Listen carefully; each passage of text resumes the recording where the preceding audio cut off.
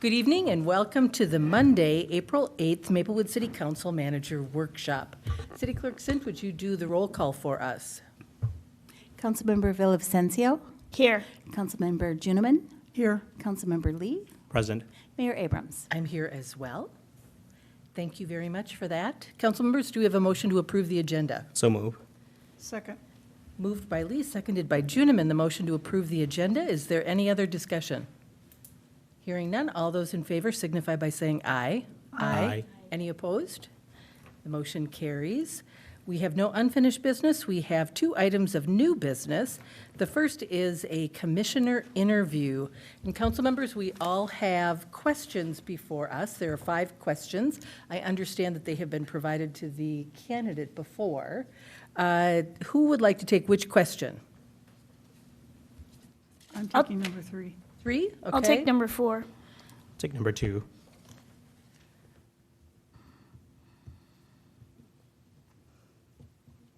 Okay, then I'll do 1 and 5, since Councilmember Cave is done.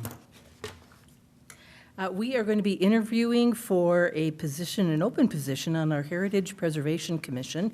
We have 1 candidate who has expressed interest. It is Pete Boulay. Pete, I'm going to ask you to come up to the microphone. For my fellow council members, I will just kind of lead this off with, if any of you were watching Almanac 2 weeks ago, I think it was. Was it 2 weeks ago? Yeah. Maplewood resident Pete Boulay was on Almanac, and I saw you on something else too. I don't remember what it was, but. Only when the weather's bad. Pardon me? Only when there's bad weather. Yeah.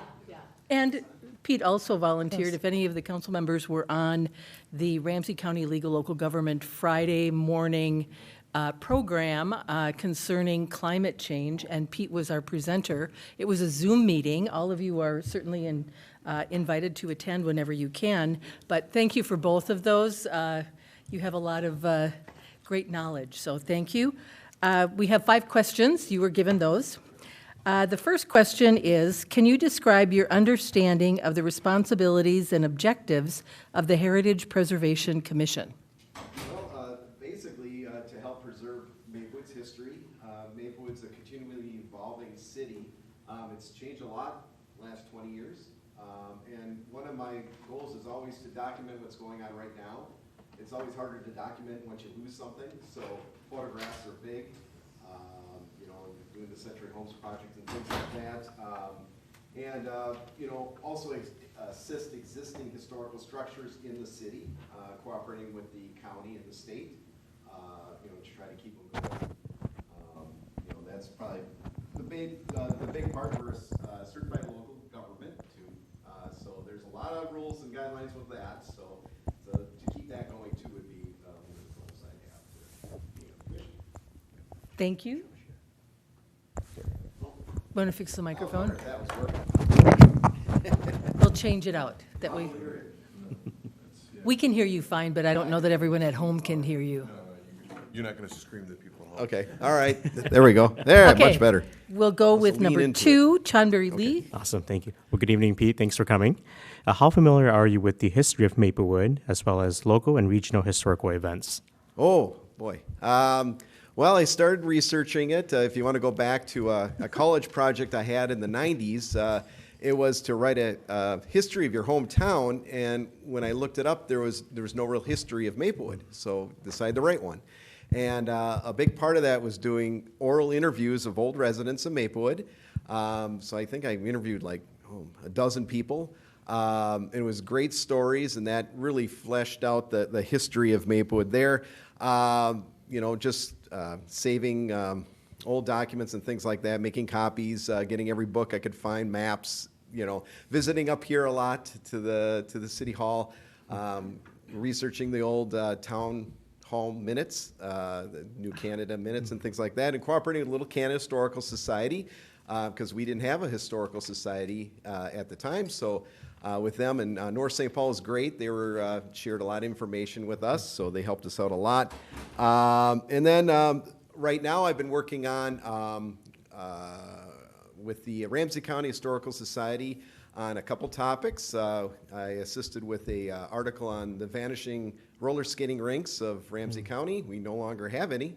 So that was in the Ramsey County Magazine. The future one next year will be about drive-in movie theaters of Ramsey County. And there's no more of those either, but we have lots of information on that too. So always something new and exciting to do. Thank you. Thank you. Next, we have Councilmember Juniman. Hi, Pete. Hello. It seems just redundant to be interviewing Pete for this commission, might I say. In your opinion, what aspects of Maplewood's history do you believe are significant and deserving of preservation efforts?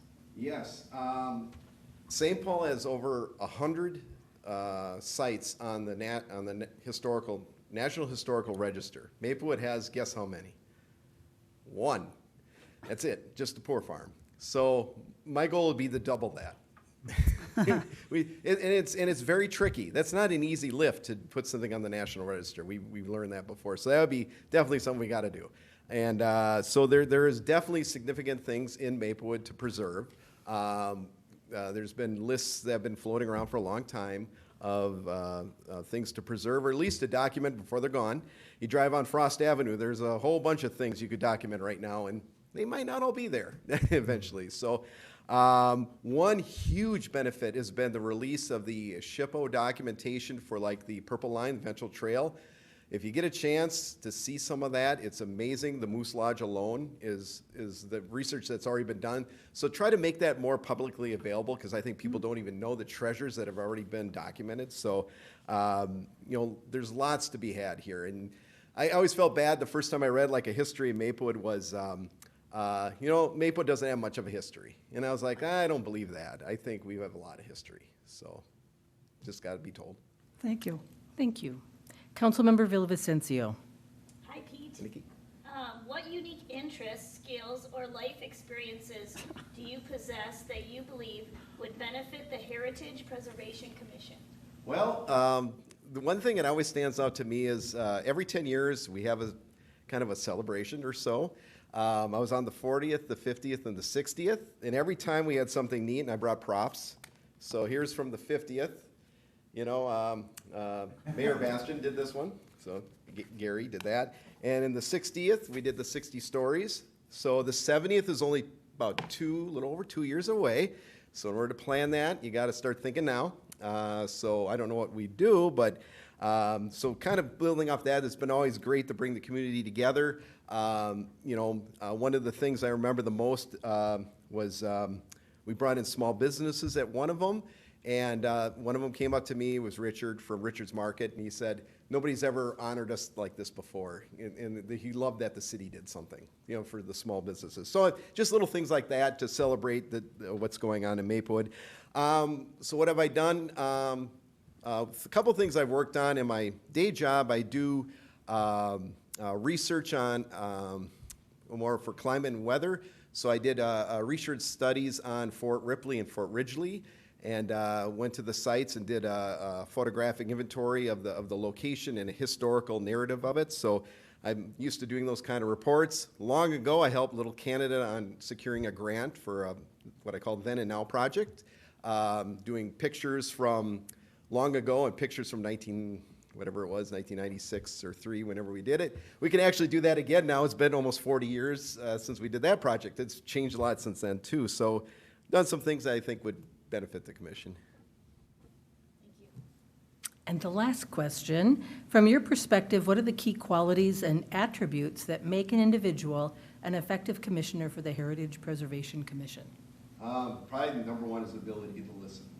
So one of my goals is I have a tendency to talk a lot, so I have to pull back a bit and just listen to the other commissioners and see what they have to say. I've been coming to the meetings already, and the knowledge they have is awesome. They have some great ideas, and I hope to hear more about it, if I'm on the commission. So, there's always some interesting conversation with those. Thank you. Do you have anything else that you'd like to add? Nope, I think that's all I got. Okay, what we'll do then is we'll vote and we'll give these to Mr. Sable, and then it will be announced during our council meeting. All right. Okay? Thank you. Thanks, Pete. Council members, do you want to vote? And then you can turn it in to Mr. Sable. And we have one more agenda item tonight. The Fire EMS Staffing Plan and Grant Update, and this is going to be presented by Chief Mondor. Good evening. Good evening, Mayor, members of the council. Thank you for having me this evening. As the mayor mentioned, I'm providing a fire EMS staffing plan and grant update. Do you want to put the microphone on, because I want to make sure that that people Yes. that are watching us can hear. Thanks. Here at home is just lower in here. Oh, okay. Okay. Go Thank ahead. you, Mayor and Council. As I mentioned, I'm going to be providing a fire EMS staffing plan and grant update. The purpose of the workshop is to provide a brief staffing update and the staffing for adequate fire emergency response SAFER grant has opened and requests the City Council to support to apply for the fiscal year 2023 SAFER grant to hire 9 firefighters. While much of tonight's presentation will be focused on data related to response, I always want to take a moment to highlight the other things that our community, or that our firefighters are doing to support our community. Part of our mission statement is that we exist to serve the community's needs. We do this through proactive fire and EMS risk reduction initiatives, emergency response, community engagement, training, and preparation. We're guided by a strategic plan that supports the city's overall strategic plan, and we continue to try to be an asset to the community, and our staff are passionate about connecting with the community while reducing the risk of fire and EMS response needs, while also being prepared to the ongoing needs. We're heavily engaged in community outreach events, diversity, equity, and inclusion efforts, unsheltered outreach, fire inspections, and code enforcement, community paramedicine, mental health outreach, training, and employee development and wellness, among several other things. Tonight we'll talk about a history of how we got here tonight, review the current state, and discuss recommended next steps. Brief history, I know you've all been through several parts of this, but in 2016, we established the Fire EMS Work Group, which was a coalition of residents who helped inform the future and next steps for the fire department. That led to, in 2017, the third-party study by Fitch and Associates, which was performed a fire station location and operational review. In 2018, we transitioned to a full-time staff. In 2022, upon completion of the new North Fire Station, we transitioned to a 2-station delivery model. And in 2023, implemented step 1 of the fire department staffing plan, which was adding 3 firefighters to address the fire department relief factor. City Council also supported us applying for the SAFER grant in 2023, and that was for fiscal year 2022, according to the federal government, to apply for 12 firefighters. Unfortunately, we were not awarded that grant in 2023. That grant is now open again and closes on April 12th, and that's why I'm here this evening. In 2024, through the budget process, we were able to add 3 staff, as Mayor Abrams and Council had supported. If we weren't able to get the grant, to still make progress in a stepwise fashion and continue to pursue grant funding as it's available. So 3 staff are in the process of being added in 2024. I'm just going to briefly go over run volume trends and discuss system performance. These are the run volume trends from 2019 to 2023, and this represents all of the calls that the Maplewood Fire and EMS Department responded to. And so if an incident occurs in Roseville, in Oakdale, in St. Paul, or any of the neighboring community, we capture that in this report. You're provided with a now monthly report that breaks those down in greater detail, but just want to be clear on what we're highlighting in this slide. It's represented a 5.3% increase versus 2022 and a 16.7% increase since 2019, and a 55.4% increase since the data that was utilized to inform the Fitch study. And so those volumes continue to grow based on our projections, we'll be going on 8,600 to 9,000 calls by 2025. Also added a slide to the packet. This slide represents all of Maplewood calls, so that's the red line. That's all the calls that Maplewood Fire EMS Resources responded to. The green line is incidents that occur within the city limits of Maplewood. So the red line is what's happening for the entire system, and the green line highlights just what's happening in Maplewood. You can see that we have had an increased utilization in mutual aid. However, we still do see a continued increase in the calls that occur in the city of Maplewood. 3.64% increase over 22, 7.7 increase since 19, and over 43% increase since the data that helped form the Fitch study. Any questions to this point before I get into kind of system performance? Okay. So following the Fitch study, City Council adopted an 8-minute travel time to address system performance. Obviously, when we transition from 3 stations to 2 stations, we want to have a reliable metric to make sure that we're continuing to meet the objectives that were set forth in that study. And we measure that. So basically, averages can really sway the data. You can have really high or really low, and that doesn't tell the true story. So what the 90th percentile says is that 9 out of 10 of our emergency responses, our goal is to get there, the first unit there in 8 minutes or less. And that's the time that they're traveling to the scene. So historically, we measured, again, all of Maplewood's responses. You'll notice in 2023, as we experienced an increase in mutual aid call volume, we pulled that data out. So from 2023, all of 2023 on, that's just Maplewood data. The previous data was captured with all of our responses, which included mutual aid responses. And so we're not meeting that benchmark or barely meeting it. We barely met it in 2 of the 4 quarters in 2023. And so what that tells us, if we want to meet that benchmark, is that requires a resource to be able to have another resource to respond so that we can get above that 90th percentile. I talked about projected growth. This was developed in 2017. This is a Fitch & Associates graphic, and they were extremely accurate. That's exactly where we're projecting to be in 2025, between 8,600 and 9,000 calls. So the future staffing considerations, we're in the process of step 2, adding an additional response unit. And then step 3 is addressing baseline readiness levels and considering 3-person staffing at each station, which council supported last year. I just want to also just provide updated detail tonight. So this is what staffing will look like in 2024. We're in the process of hiring those 3 firefighters, which will essentially get us a quick response vehicle out of the South Fire Station. So there'd be a minimum of 9 firefighters working each day. 6 of those firefighters work out of the North Fire Station. 2 of them are assigned solely to a fire engine. That fire engine has all the emergency medical equipment. They respond to several medicals as well, but they're staffing that fire suppression unit. 2 of those people staff a unit that will jump between vehicles. That's medic ladder. So if an ambulance call comes out, they'll jump on the the ambulance. If a fire call comes in, they get on the ladder truck.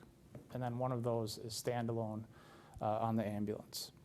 And at the South Station, we have that quick response vehicle, which is 1 person in an SUV to first respond. And then we have a similarly, we call them cross-staffed unit. So if a fire comes in, they'll hop on the fire engine. If an EMS call comes in, they'll hop in the medic rig. So step 2, projected 2025 minimum staffing, if approved, would allow us to have a second full response unit. So you see the additional person added to the South Fire Station. That gets us another fire suppression unit so that we would have 1 north and 1 south around the clock to be able to respond and to respond more to those higher acuity the fire incidents, calls that require several different personnel to mitigate the situation that's occurring.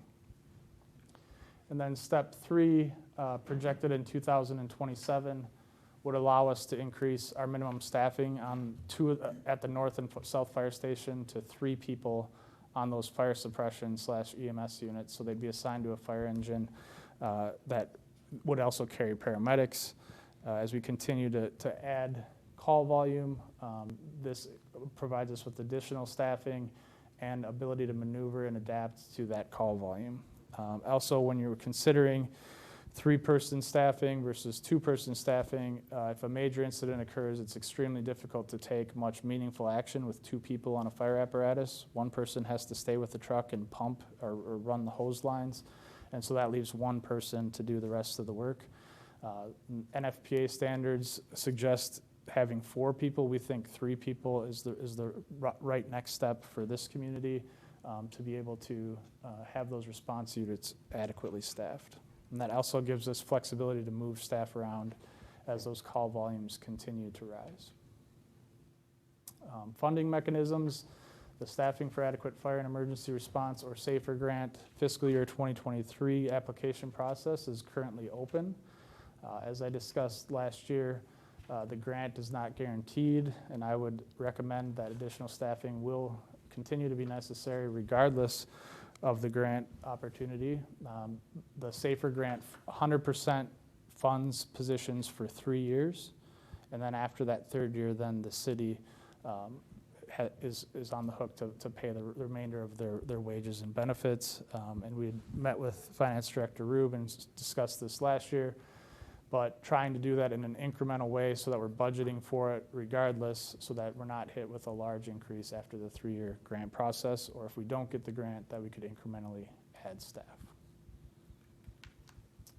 And so the request is to request City Council support to apply for the fiscal year 2023 SAFER grant to hire 9 firefighters. And with that, I'd open it for any questions.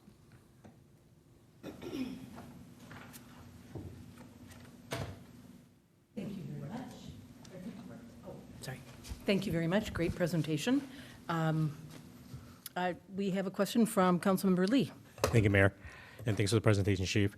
Just had a quick question. I know we did not receive the award last year. Did they provide any feedback on what we can do better in the next application process? What does that look like for us? Yes, Councilmember Lee, staff, we began reaching out immediately after receiving the turn down notice and had to attend a webinar essentially to get broad feedback, and then we did advance in the process. We just didn't make the final cut, so we did pass. There was a need, they just didn't have, they ran out of funding. And so staff have been taking those webinars and reviewing the presentation points to refine our grant and make sure that the things that are higher priority, that we're hyper-focused on making sure that we can explain why the need is here and why Maplewood versus all these other communities. It's extremely competitive grant process, and they receive way more requests than they have funds allowed, but we're doing everything we can to make sure that our grant application is competitive. And we've been working on that for the past 5 months. Thank you. You know, I appreciate you updating us on this. You said that the application deadline is coming up pretty soon. I certainly am in support of our fire department applying for one of these SAFER grants. When will we find out whether or not we got it? They say by September 30th has been the past, but generally it bleeds into 4th quarter. So by November, we found out, November, December was when we found out during the last period, and I would anticipate that, you know, we may find out sooner if we're awarded, but no later than November or December we would find out where we're at in the process. Thanks. I'm just trying to think about it in terms of budgeting.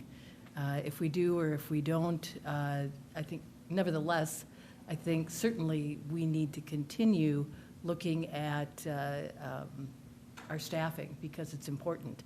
And I know that we're getting more calls, and as our community is aging, that is going to add additional calls. So anyway, council members, I think what the chief is asking for is some type of feedback. So I say thumbs up. Councilmember Juniman. Councilmember Lee, Councilmember Villavicencio, you have our support. And thank you for fine-tuning the grant. and seeing what we can do to maybe get it this time. That would be great. So thank you for all of your work on this. I know it's a challenging time, Thank you, Mayor. but we appreciate your work. We appreciate your ongoing support, and we'll continue to work hard to try to get that grant. Absolutely. Thank you very much. Council members, we are done with our agenda tonight. We are going to adjourn, and we will be back on for our council meeting at 7 o'clock.